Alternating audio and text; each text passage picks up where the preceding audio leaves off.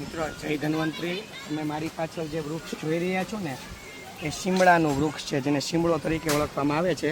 એને આ રીતના છે ને કાંટા હોય છે.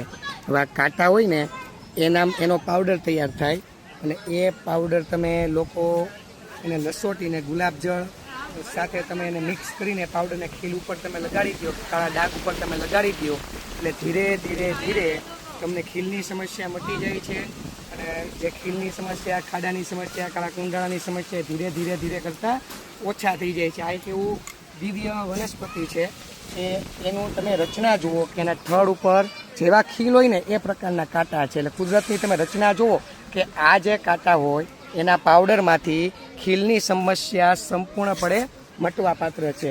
અહીં તમે વાંચી શકો છો, દર વર્ષે ફેબ્રુઆરી માર્ચ મહિનામાં શીમળો મોટા અને મધુરસથી ભરપૂર લાલ રંગના ફૂલોથી છવાઈ જાય છે. આ કારણે બહુ બધી પ્રજાતિના પક્ષીઓ મોટી સંખ્યામાં શિમલાની મુલાકાત લે છે. અને અમુક પક્ષીઓ તો તેનો રસ પીવા માટે, તો અમુક પક્ષીઓ તેના ફૂલો ઉપર આવતા કીટકોને ખાવા માટે પણ આવી ચડે છે. પરંતુ આ જે છે ને શિમલાનું વૃક્ષ, એના કાંટા, એનું મૂળ મહત્વ છે કે ખીલને તે સંપૂર્ણપણે મટાડી આપે છે.